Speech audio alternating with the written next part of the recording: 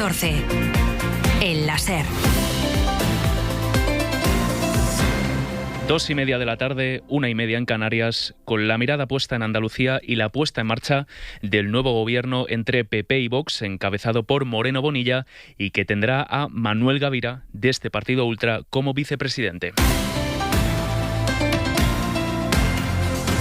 Enseguida iremos con ello, pero antes la información de servicio. Bueno, pues como podemos.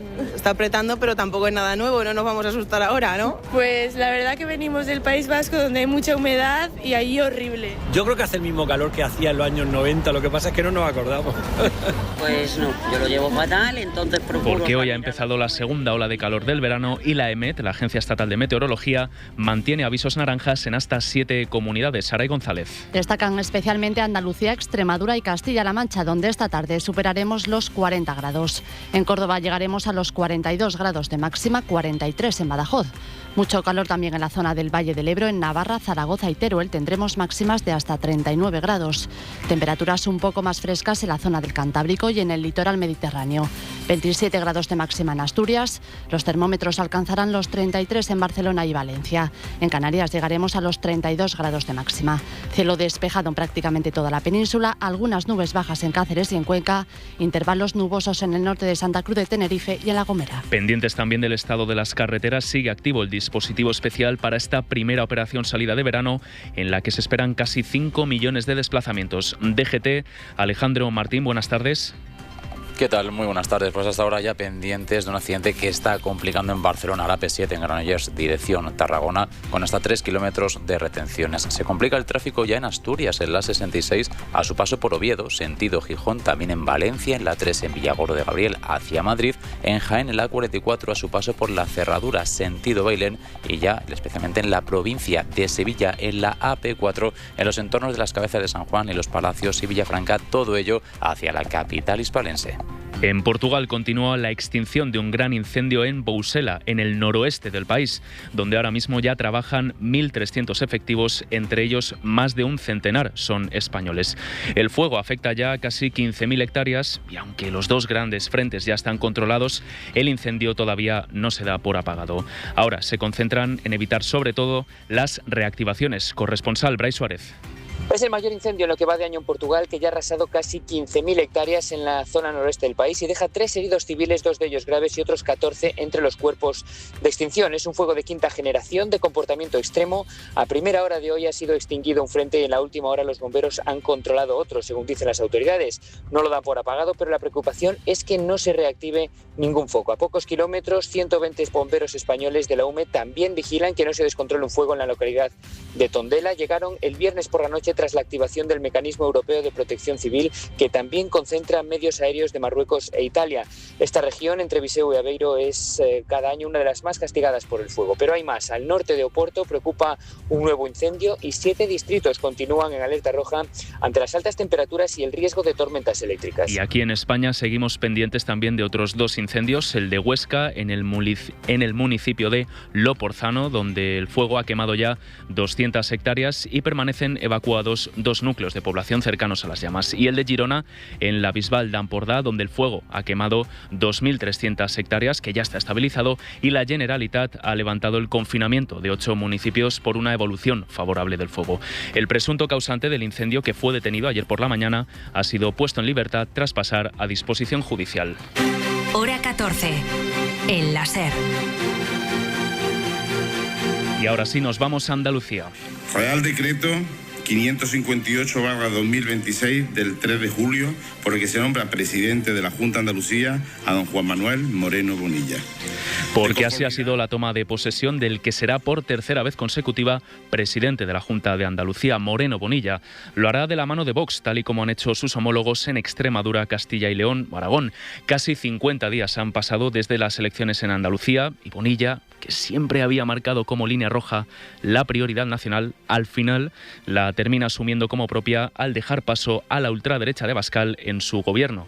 Radio Sevilla, Jaime Navarro, buenas tardes. Buenas tardes. Bueno, lo primero es cómo ha defendido Bonilla este pacto para arrancar su nueva legislatura y qué guiños ha hecho a Gavira, por ejemplo. Andalucía estrena el primer gobierno de coalición de su historia entre el Partido Popular y Vox. Juanma Moreno ha tomado posesión esta mañana en Sevilla como presidente de la Junta de Andalucía para su tercera legislatura consecutiva, esta vez sustentado por la mayoría de 68 diputados que comparte con los de Santiago Abascal. Pese al evidente giro programático del pacto, que asume postulados como la prioridad nacional o severos recortes a los agentes sociales, Moreno ha aprovechado su discurso de investidura para lanzar un mensaje con el que blindar su perfil moderado, insistiendo en que las siglas de Vox no van a desdibujar el perfil centrado que le ha dado el éxito electoral. La vía andaluza es el sí al acuerdo, a la proximidad entre todos, y ha sido siempre contraria a los cordones sanitarios.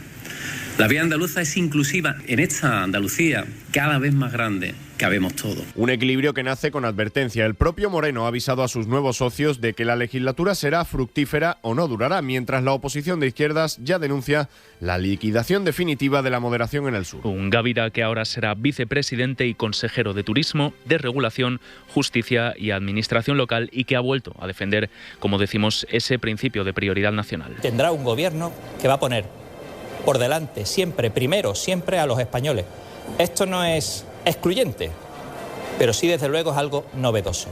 Primero, los españoles. El acuerdo de legislatura no solo contempla ese concepto que el PP ya ha integrado como propio, sino también otras 149 medidas. Jaime, vamos a repasar brevemente algunas de ellas. Sí, un documento que plasma el giro a la derecha en la Junta de Andalucía. El pacto entre el Partido Popular y Vox incluye un severo endurecimiento en materia migratoria y social. La polémica prioridad nacional se traduce en la vivienda pública, exigiendo un empadronamiento histórico de 10 años para poder comprar y de 5 para el alquiler. Además, se fija para este mismo año la prohibición del burka en espacios públicos, una auditoría anual del coste sanitario de extranjeros y el rechazo a acoger más menores migrantes no acompañados. En el bloque de sanidad, el acuerdo activa un plan de choque contra las listas de espera y un circuito preferente para el cáncer. Todo ello acompañado de un blindaje explícito del sector primario frente a la Agenda 2030 y una reducción del 50% en las subvenciones destinadas a los sindicatos. Gracias, Jaime.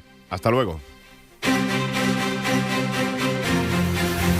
El Gobierno de España que encara una recta final de curso que va a ser clave para comprobar si es capaz, por ejemplo, de conseguir lo que se ha propuesto el presidente Pedro Sánchez, llevar la legislatura hasta el final, hasta el año que viene, pese al horizonte judicial y las investigaciones que ahora mismo afectan al Ejecutivo. Esta semana hemos visto cómo el Consejo de Ministros multiplicaba sus movimientos, aprobando, por ejemplo, las medidas para paliar los efectos de la guerra de Irán, extenderlas y anunciando también una batería de propuestas para atajar la crisis de acceso a la vivienda. Pero Junts, que ya viene pidiendo la dimisión del presidente, vuelve a ser una pieza fundamental para conseguir ese objetivo. La Moncloa espera que la decisión del TJUE sobre la amnistía sirva de incentivo para que los de Puigdemont, alineados ya con el PP, les den algo de oxígeno político. Jefe de política de la SER, Guillermo Lerma, buenas tardes. Buenas tardes. La ley de amnistía fue la llave que permitió alumbrar la legislatura y el Gobierno confía en que el despliegue de sus efectos le ayude a concluirla. El 16 de julio es la fecha marcada en rojo en el calendario. Ese día el Tribunal de Justicia de la Unión Europea dictará su sentencia sobre la norma y si lo hace de manera favorable dejará a Puigdemont a un paso de poder volver al país. En la Moncloa creen que esa decisión puede facilitar un acercamiento a Junts que es imprescindible para que Sánchez llegue al final de su mandato con algo del oxígeno político que le está quitando la asfixiante agenda judicial. En ese objetivo, lo más inmediato es sacar adelante las medidas para hacer frente a las consecuencias económicas de la guerra de Irán, pero también el decreto en materia de vivienda que negocia ya el Gobierno y que es el principal problema de los españoles según el CIS. Ese es el camino que Sánchez busca desbrozar de aquí al final del verano para después presentar unos presupuestos que en el Gobierno dan por hecho que les servirán de programa electoral. Semana importante también para el Gobierno en materia de presupuestos y el objetivo que tiene de presentarlos. Para ello va a empezar dando los dos primeros pasos clave. Primero con el Consejo de Política Fiscal y Financiera que se reúne mañana y segundo con el Consejo de Ministros de este martes que aprobará, por ejemplo, el techo de gasto. Jordi Fábrega, jefe de Economía de la SER. Será una semana clave para unas cuentas que empiezan a dar sus pasos con dos decisiones cruciales. La primera es la fijación de los objetivos de déficit que el Gobierno discutirá este lunes con las comunidades autónomas.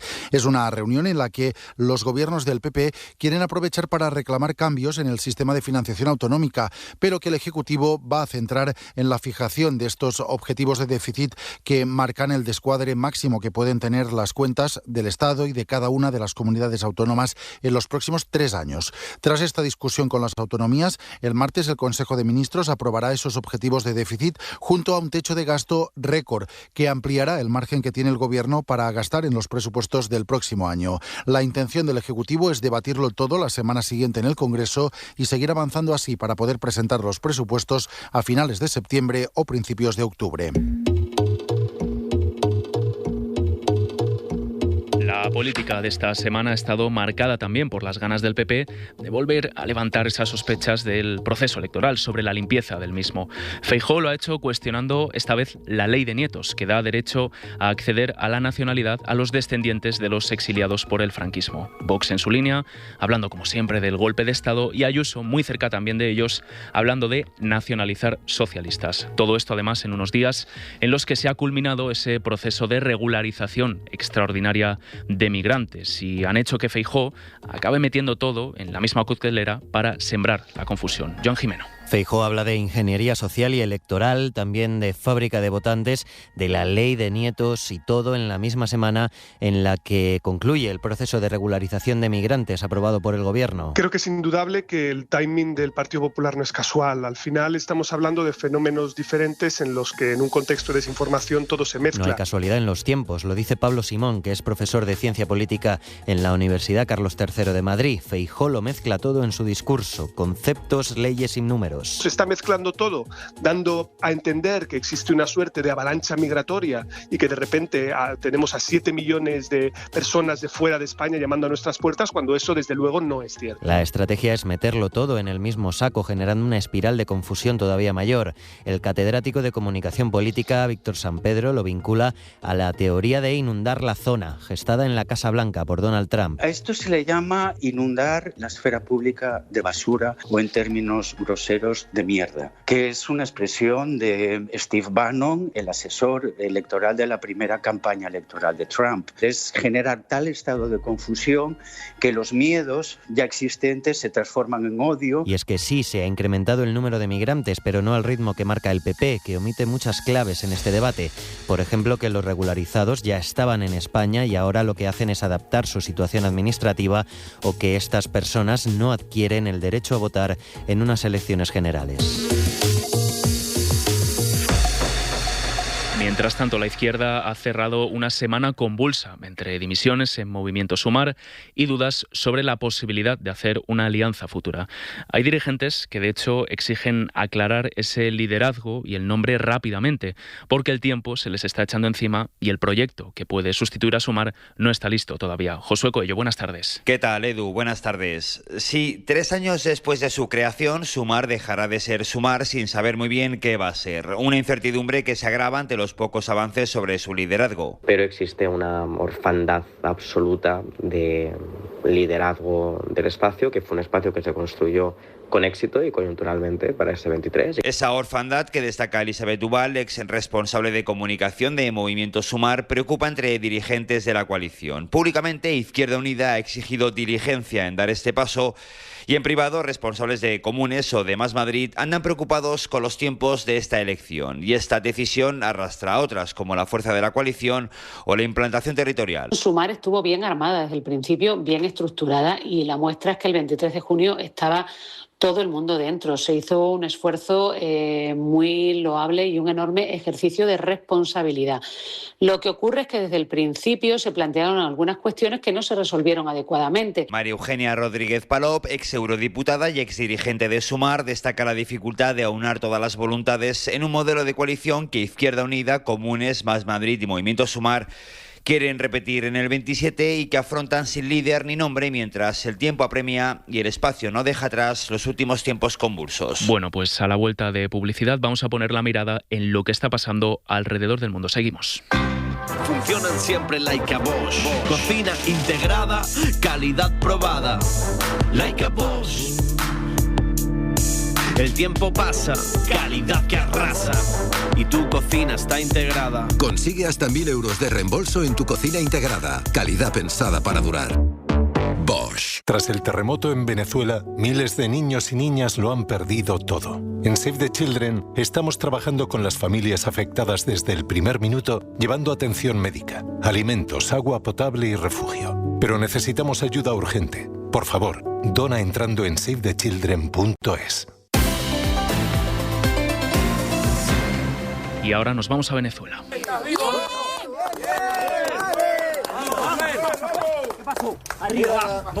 Es el sonido de los rescates. Estas últimas horas se cumplen 11 días de ese doblete sísmico del que todavía seguimos viendo cómo va dejando más fallecidos y heridos. El último balance del gobierno venezolano asciende a 2.954 muertos y más de 16.500 heridos. En el caso de los españoles, Exteriores señala que son 35 los que han perdido allí la vida y hay todavía 140 que no han podido ser localizados. Sobre el terreno y hablando hoy además con los sanitarios, sigue la enviada especial de la SER, Berta Reventós. ¿Qué tal? Buenas tardes. Buenas tardes. La atención médica primaria está siendo clave estos días en Venezuela. Pacientes que necesitan acceso a sus tratamientos, mujeres embarazadas o voluntarios que se lesionan en labores de rescate son algunos de los casos que se atienden en hospitales de campaña, como el que se ha improvisado en un restaurante McDonald's en Caraballeda. Yo creo que en cualquier instalación se puede crear lo suficiente si sabemos distribuirlo. Es increíble, fue de repente y todo pasó simplemente un día tras otro. Nosotros abrimos estas puertas pensando simplemente en montar una consulta aquí sencilla y resguardarnos de la calle y de lo que estaba pasando.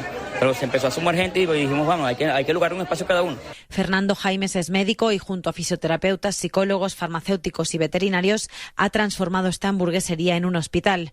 También clínicas privadas como la del doctor Salvatore Luca han abierto sus puertas para atender a quien lo necesite. Eso le pedimos a España, que nos dé una mano. No queremos limosna. Lo que queremos ayuda verdadera. Queremos en dónde poder apoyarnos para volver a levantarnos. Varios profesionales de la salud que de forma voluntaria están atendiendo a la población advierten sobre un riesgo de epidemia en las calles de La Guaira debido a las condiciones de hacinamiento y la descomposición de los cadáveres. Gracias, Berta. Nos vamos a Washington. Hora 14. Lo que pasa. Lo que importa. Esta madrugada hemos estado pendientes de la fiesta nacional del 4 de julio, que cumplía, de hecho, 250 años. Trump, por supuesto, ha querido tirar la casa por la ventana, no es para menos para él, y sobre todo quiere monopolizar, como siempre, en su figura esta celebración.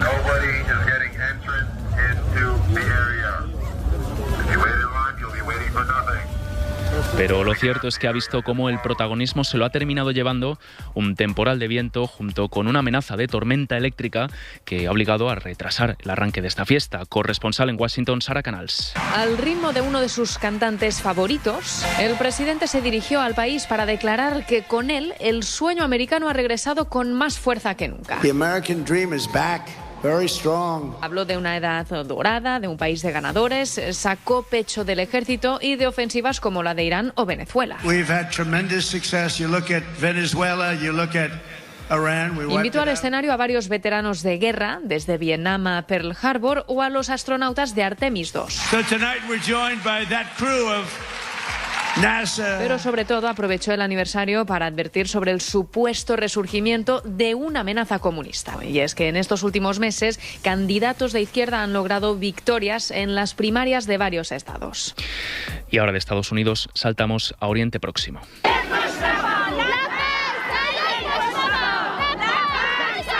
En el segundo día del funeral dedicado al que fuera líder supremo de Irán, Ali Khamenei, informa desde Tel Aviv Nuria Garrido. Muy buenas. ¿Qué tal? Buenas tardes. Sí, este domingo se ha celebrado en Irán el rezo fúnebre en este segundo día del funeral público del líder difunto Ali Khamenei, al que han acudido altos cargos iraníes, entre ellos el presidente del país y el presidente del Parlamento. También 3 de los hijos del líder supremo que no habían sido vistos desde la guerra hoy han acudido a este acto, pero no el hijo que lo sucede, que recordemos quedó gravemente herido. Según el New York Times, las autoridades le han prohibido acudir al funeral por motivos de seguridad. El acto de hoy ha transcurrido como ayer, con gritos de venganza, mientras, según han informado en las últimas horas medios árabes, Pakistán tiene previsto acoger una nueva ronda de conversaciones entre Estados Unidos e Irán el próximo 11 de julio para seguir avanzando en un acuerdo que de momento solo ha pausado esta guerra. Por otra parte, Israel en las últimas horas ha seguido bombardeando el sur del Líbano y también la Franja de Gaza.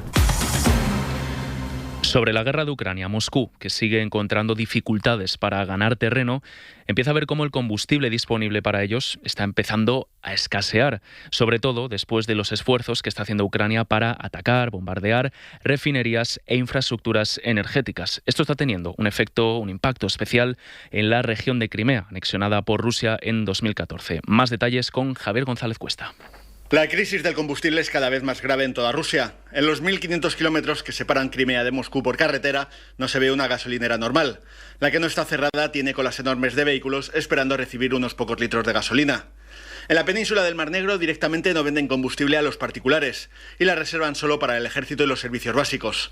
En el sur de Rusia, en regiones como Krasnodar, solo venden hasta 20 litros por vehículo, algo parecido a lo que pasa en algunas estaciones de servicio de Moscú, el centro económico del país. Rusia, uno de los 5 mayores productores de combustible del mundo, está negociando importarlo desde fuera. Y esto es un serio contratiempo para el Kremlin porque los hidrocarburos son precisamente uno de los pilares con los que sostiene su guerra. Además, la escasez de combustible es otro problema para una población que ya está cansada por todo tipo de restricciones, desde bloqueos de Internet a sanciones. La tensión es tal que en algunas gasolineras han contratado cosacos para vigilar sus colas. La responsable de esta crisis es la campaña de bombardeos ucraniana contra las refinerías rusas. Este mismo sábado sus drones han vuelto a machacar las terminales petroleras estratégicas de San Petersburgo. Bueno, pues enseguida les ampliamos más detalles a tener en cuenta con esta ola de calor. Tras el terremoto en Venezuela, miles de niños y niñas lo han perdido todo. En Save the Children estamos trabajando con las familias afectadas desde el primer minuto, llevando atención médica, alimentos, agua potable y refugio. Pero necesitamos ayuda urgente. Por favor, dona entrando en savethechildren.es.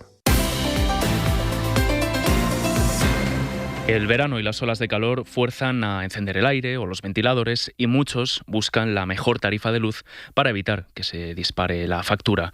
Pues bien, las asociaciones de consumidores aseguran que esto cada vez es más complicado porque empieza a ganar protagonismo uno de los conceptos de la factura en el que, por ejemplo, no solíamos fijarnos. En este caso es la potencia. Y también porque no podemos fiarnos tanto de los comparadores como nos gustaría. Sira Valdés. Hasta ahora, de los 3 conceptos de la factura de la luz, potencia, energía e impuestos, la clave para evitar sustos residía fundamentalmente en el precio de la energía.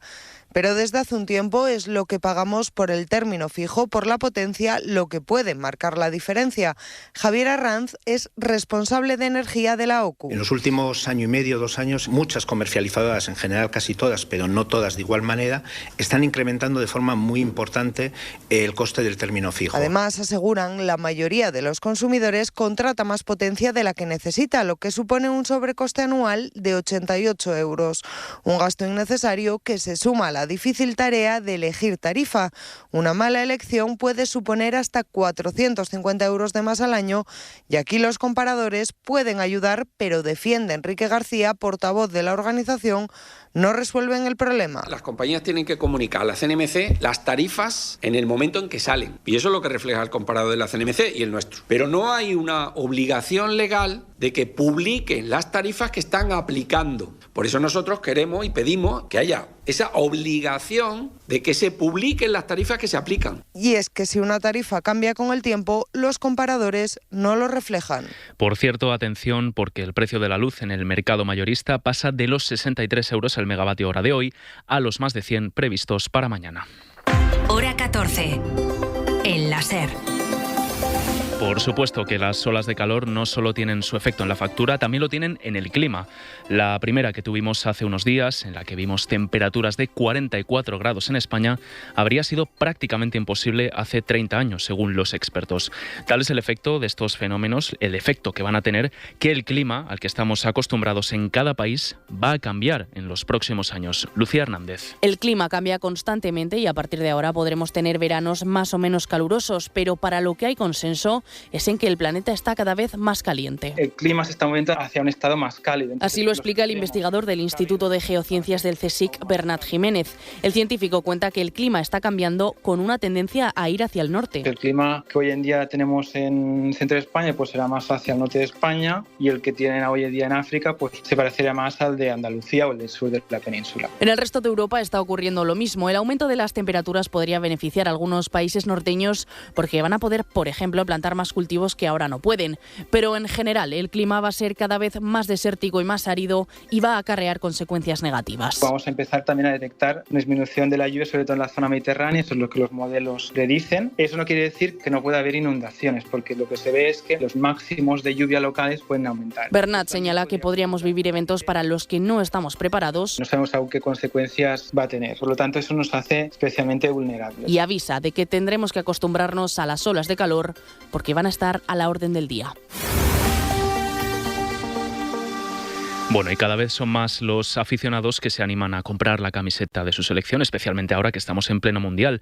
Este año, por ejemplo, la segunda equipación blanca de España es el producto estrella. Está causando auténtica sensación. Hasta aquí todo normal. El problema es que las falsificaciones están ganando mucho peso en el mercado, en las compras. Pero ojo, porque comprar una copia nos desprotege como consumidores. Sera Fernández. Es verano de Mundial y eso se nota también en las calles. Miles de aficionados visten los colores de su selección para apoyarla este mes de fútbol. Sí, me he comprado la camiseta de James de Colombia. La camiseta blanca de Marcos Llorente. Me he comprado la de Pedri porque me gusta mucho Pedri. La fiebre de las camisetas ha aumentado entre los más futboleros que mezclan pasión y moda para vestir los colores de sus equipos. Sin embargo, muchas de estas camisetas no son oficiales y provienen del mercado de falsificaciones. Las camisetas oficiales a día de hoy tienen un precio bastante exorbitado y al final estas camisetas que están bastante bien conseguidas. Los precios son abusivos. Yo por lo menos no me puedo permitir pagar 90 euros por una camiseta. El precio medio de una camiseta oficial es de 90 a 100 euros, mientras que el de una falsificación se sitúa en 30 euros. Es uno de los motivos por los que este mercado no ha parado de crecer. Gerard Guiu es director general de Andema, Asociación para la Defensa de la Marca. Es un mercado enorme, es muy difícil de calcular porque los delincuentes van muy rápido y no sabemos hasta dónde delinquen. Los aficionados quieren tener la camiseta de la selección. Cuanto más barata mejor y no miran más allá. Este verano la policía ha incautado más de 66.000 camisetas del mercado de falsificaciones que iban a ser distribuidas durante el Mundial. Desde Andema recuerdan que el consumidor deja de estar protegido al comprar camisetas falsas. Cuando compras una falsificación, como consumidor, estás perdiendo tus derechos, no puedes reclamar nada y a veces lo barato sale muy caro. Los aficionados, por su parte, reclaman unos precios más ajustados que ya no solo afectan al mercado de las camisetas, sino también a los precios de las entradas y de las suscripciones para ver el fútbol desde casa. Y ahora sí, nos vamos al Mundial. Mundial 2026, Cadena SER. Porque, ojo, mañana es turno de España ante Portugal en estos octavos de final. Enviado especial Antón Meana, muy buenas. ¿Qué tal? Muy buenas, casi las 8 de la mañana aquí en Dallas. Descansa la selección española, en una hora desayunan y después se van para el Cotton Bowl de esta ciudad donde tienen entrenamiento. Y atención a los medios de comunicación pendientes de Aymeric Laporte, que terminó con molestias el partido ante Austria. Va a jugar de inicio mañana contra Portugal, pero acabó cansado ese encuentro y por eso lleva 2 días a menor ritmo que sus compañeros. Hoy es un domingo grande en la Copa del Mundo porque juega Brasil. La pentacampeona se enfrenta a Noruega en un duelo marcado por un cara a cara Vinicius Haaland. Y por cierto, se paraliza el DF. Hoy la anfitriona México recibe en el Azteca a la Inglaterra de Harry Kane. Lo contamos todo en Carrusel Deportivo desde aquí, desde Dallas. Gracias, Meana. Un abrazo. Un abrazo. Todo el Mundial 2026 en la Cadena SER. Y esta tarde, a partir de las 6, los oyentes de la SER podrán empezar a disfrutar de los 3 nuevos programas que estrenamos para esta temporada de verano. Beatriz Carmona, cuéntanos. A las 6 de esta tarde se estrena Cero Likes, presentado por Marisol Rojas y Emma Vallespinós. Un programa que busca explicar nuestra relación con el mundo digital de la mano de expertos. También una tablet para que pueda el peque tolerar el viaje de Madrid a Granada. Pues no. Seguidamente, a las 6:30 nos encontramos con Vivir 100 años, conducido por Pere Estupiñán. ¿Qué pasa si incorporamos estas herramientas biotecnológicas que pueden rejuvenecer las células a nivel Un espacio que abrirá un diálogo entre la ciencia y el paso del tiempo. Por último, a las 8 sonará A la Cara, un programa presentado por Xavier Sardá y Frank Blanco. Te tengo que confesar, Xavier, Sí, que el programa de hoy lo empiezo un poco preocupado, ¿eh? ¿Por qué? Este dúo pondrá a famosos frente a lo que se dice de ellos en redes sociales. Son 3 programas que los oyentes podrán escuchar bajo el aire acondicionado o desde la playa. Otra vez 24 de junio empieza el verano y me acuerdo de ti. Bueno, pues así nos vamos. Ha sido un verdadero placer acompañarles este fin de semana en Hora 14. Agradecerles lo primero su confianza y segundo que se hayan querido informar con nosotros. Y también a todo el equipo de redactores y productores que han estado a mi lado y que han hecho todo esto posible.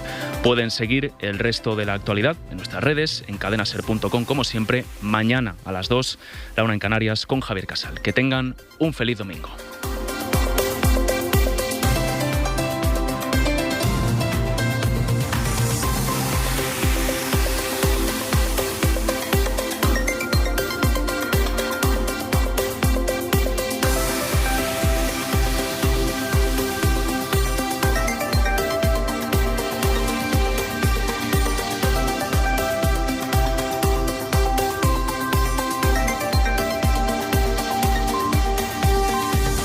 Hora 14, en la SER.